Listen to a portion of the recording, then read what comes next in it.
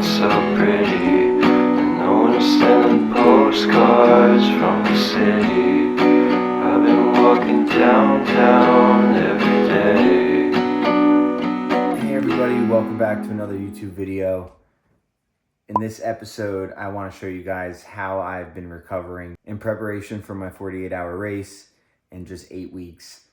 Recently, I've been adding a ton of stretching, foam rolling, and that's aside of the main things, which is sleep, nutrition, and stress management. So I'm going to take you through my stretch routine right now that I typically do at night before I go to bed, before me and my girlfriend decompress on the couch. And I'll try to get this in once a day. At nighttime is the main time, but sometimes before or after my workouts or runs. So just getting in as much stretching as I can, as I used to stretch so much before weightlifting, and during weightlifting I was super flexible for it. And ever since I started running, I kind of put that in the back seat, and I felt how tight I was, and little things would flare up here and there. And, you know, I've talked to certain physical therapists who say you don't need to stretch, which they may be right, but I believe that stretching has made a lot of improvement on my recovery, and I'm going to keep implementing it. It was a big help for me during Olympic weightlifting, and I already feel the difference adding it back into my routine now as an ultra runner. So I'm going to take you through my stretch routine right now. I'm starting out with some foam rolling on the calves, some adductors, some quad foam rolling, and then I'll go into my 5 to 10 minute stretch routine, really depending on how tight I am, how much I'm feeling each stretch is how long I'll hold it. But typically I'm going to hold each one for 30 seconds to a minute. I'll go through it once or twice, and then that's it. Then I'll hop in the boots and call it a night. Postcards from the city. I've been walking downtown every day.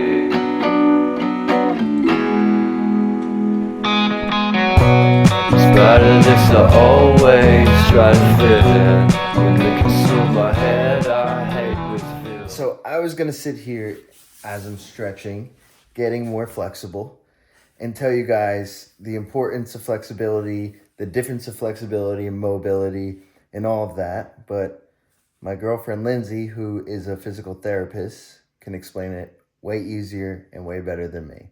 So I'm going to let her tell you the difference, the perks and the negatives to each. Hello, I'm Lindsay. Flexibility is the ability for your muscles to lengthen. It's good to have flexibility, but it's bad to have too much flexibility, because if you don't have enough flexibility, your muscles are tighter, which makes your tendons tighter, which puts more strain on them, easier to snap, easier to tear, or easier to get imbalances in different muscle groups. But then being too flexible doesn't give you enough stability around your joint, because our muscles surround our joints to keep them nice and stable when we're doing stuff like running. And then mobility is the ability for your joint to actually move. So it doesn't have anything to do with your muscles. So some people could have issues with their joints, like, for example, hip impingement, which would cause difficulty with hip, like joint mobility. And you wouldn't be able to get the joint to move in its full range. But you could have good flexibility in your muscles and poor joint mobility. Or you could have good joint mobility, nothing is specifically wrong with your joint, but the tightness in your muscles, poor flexibility, could be limiting your joint motion. That being said, is a main reason why I've definitely been feeling why the stretching has been helping my recovery, because my joint mobility is not too bad, but the muscles around it have been super tight, which has been affecting how they've been moving as I'm running. So the stretching is actually relieving a lot of that, allowing my joint mobility to do its thing. I also highly recommend to find a partner that is a physical therapist, because having this in-house doctor at all times has been a game changer to my running, because of the questions I can ask her, And sometimes I can ask her to do a little extra work after she's hands-on with people all day, to ask her to like massage my calves a little bit as they get really tight. The more I train for ultra marathons. I did realize when I was training for my marathon, my calves did not get as tight. It's the time on my feet that makes them so tight. But stretching has made such a difference, and foam rolling has made a difference. Here's the thing, guys. The tools like foam rolling and the compression boots, they're incredible to add. But if you're not doing the basics like strength training, mobility work, and flexibility work, as in stretching, then you're missing out on the core things, the key things that are gonna advance your athleticism and who you are as a runner, because you're just taking away from things that you can actually improve on without the tools. The tools are expensive, but taking 5 minutes of your time to stretch is priceless. And that is what you need to be adding into your routine. Stop looking for a better program, a better workout, or whatever it is, and start focusing on the simple things that you can do on your floor, next to your bed, before you go to sleep. One, stretching is going to calm you down. It's a form of meditation, especially if you're breathing correctly. Two, after you're stretching, you're going to be able to fall asleep quicker. Three, you're going to be able to sleep better, get into a deeper sleep rhythm, which when you go through the REM cycle, the longer you're in it, the better. The better sleep you get, the more you're going to recover. The more you recover, the better you're going to feel when you're running. The less injuries that are going to happen, the less flare-ups that are going to happen. So don't skip out on the basics. The basics are everything, and that's what I want to get through to you guys in this video.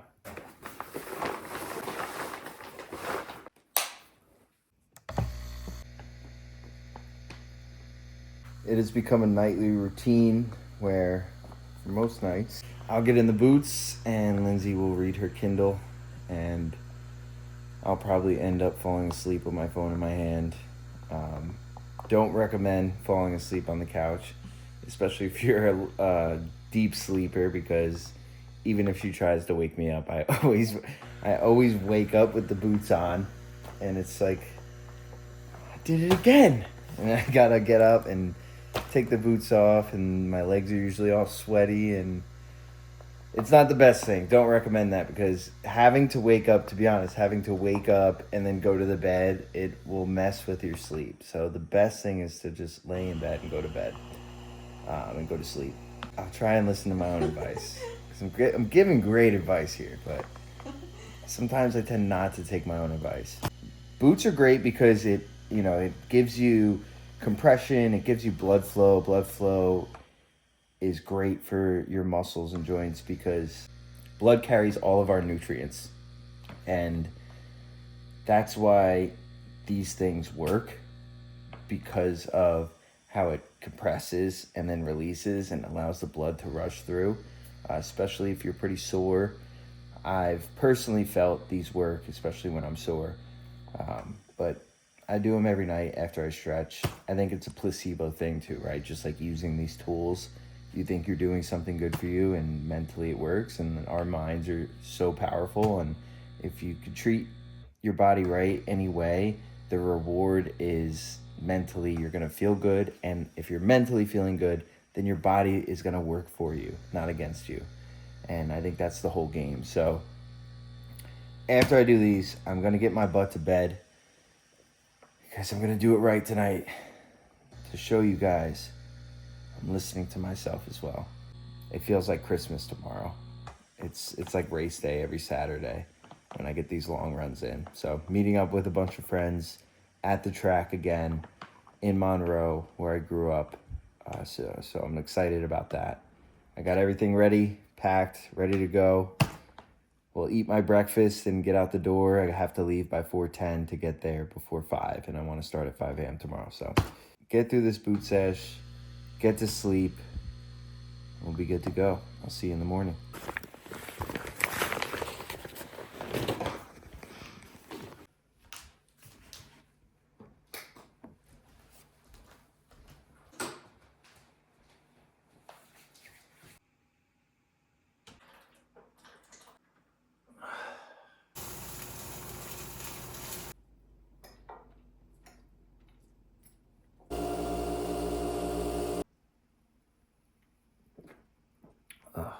just about to head out to leave for the track.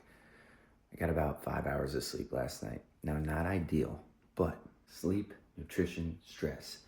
Those three things are what you need to follow in order to really optimize your recovery. Now, my sleep was good. I felt like I slept really well, but it probably wasn't long enough.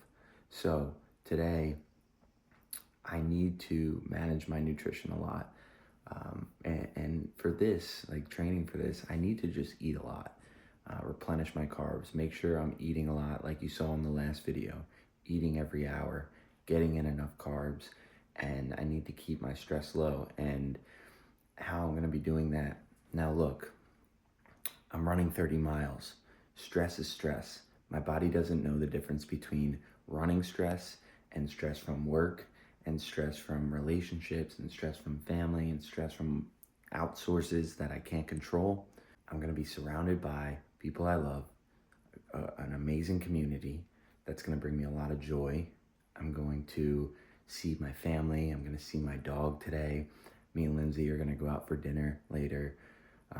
It's going to be a really great day. And I'm already setting that up in my head, looking through the lens of gratitude, thinking about how amazing this day is going to be. Thank you, God, for having me wake up today and having the opportunity to have another amazing day. This is very powerful stuff. So you need to use your mind, the amazing, powerful tool that it is, and take advantage of what you can do with it. No negative self-talk. Have belief in your abilities and go out and do the damn thing. Cheers. Time to head out. 5 a.m. start. Let's get this run on.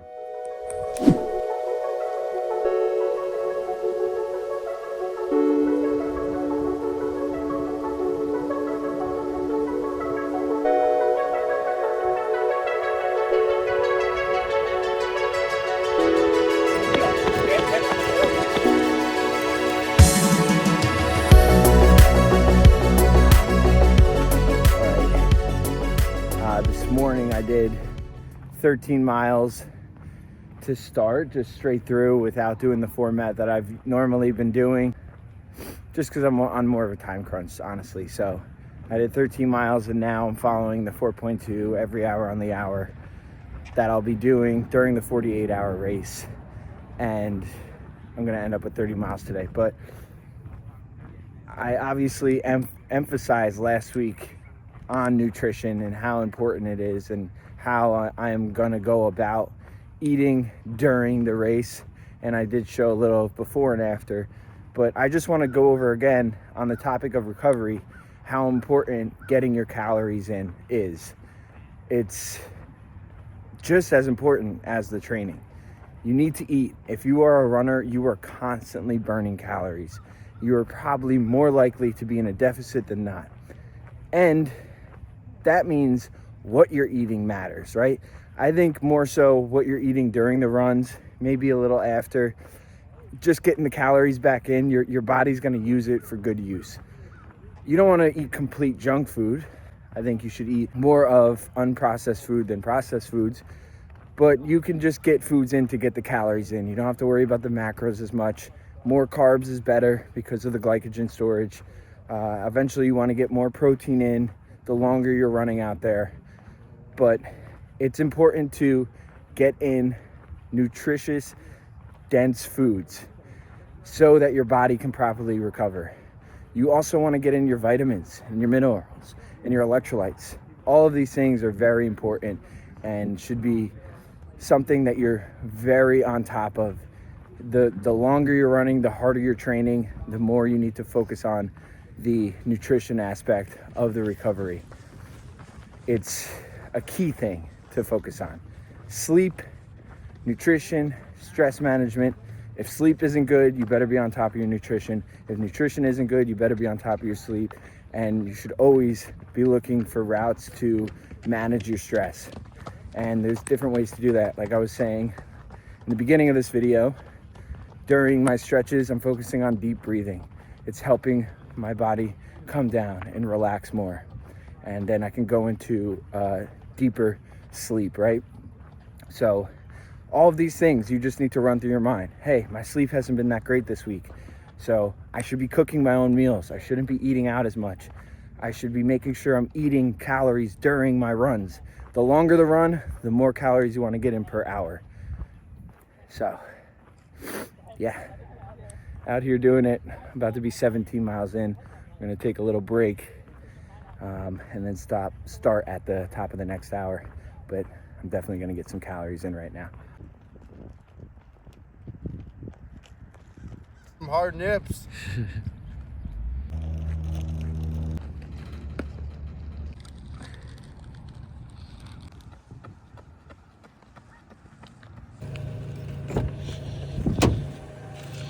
Okay, another 30 miles done. These last few weeks of training have been amazing, and I really put it towards all of the intentions that I have going into each training session and just the vision I have for this whole race. And I think that's so important too. Like I was saying in the beginning, like your mind is so powerful, and you can use it as a super tool to help you advance towards your goals in a more optimal way. You can really just think about everything you want to achieve, and then you have to take the actions to get there. Recovery is never perfect. I'm not perfect, and that's why I wanted to make this video, is to show you, like, hey, I'm not getting the best sleep always. I'm not always eating chicken and rice and beef and rice. I'm not always, or whatever you would consider healthy, right? And that's different for each individual person. I'm not always in a calm state where I'm never stressed.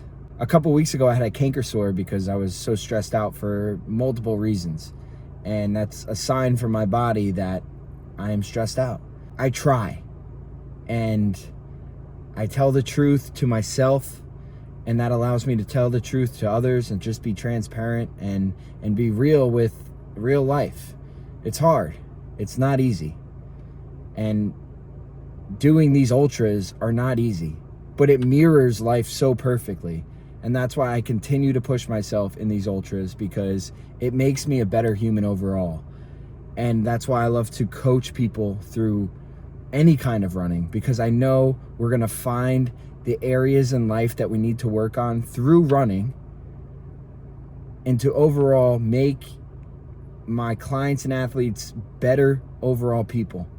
And it's just my guidance that's getting them there, and it's them that's finding out what they need to fix, and us working together, building our relationship, building our trust, having great communication to get to the goals that they want to get, not only in running, but in other areas of life. Recovery is huge. You have to be on top of it. It's never going to be perfect, but you just got to keep trying. You got to keep up with trying to get good sleep, trying to eat better, trying to keep your stress managed, and finding out the tools that work best for you. So I hope you got something out of this. Comment below what strategies you use to help you with recovery. Maybe there's something out there that's working for you that someone else will read in the comments, or I'll read myself, and I'll be able to implement that. Let's all make each other better. Let's continue to elevate in life in this tough world that we live in. The best thing we could do is become better humans and make the people around us better humans. And hopefully that will spread so that they make the people around them better, and we could just all end up being better. It's really all on us. And it comes with what we decide to do in our mind. You could choose this way, or you could choose that way. This way being your frustrations that head into your fears, or this way being your wants that head into your aspirations. Whichever you want to choose, that's up to you. But I'm pretty damn sure you want to get the things you want, and you want to reach the things you aspire to get. Thanks for watching another video. Make sure to like, comment, subscribe, and I'll see you in the next one.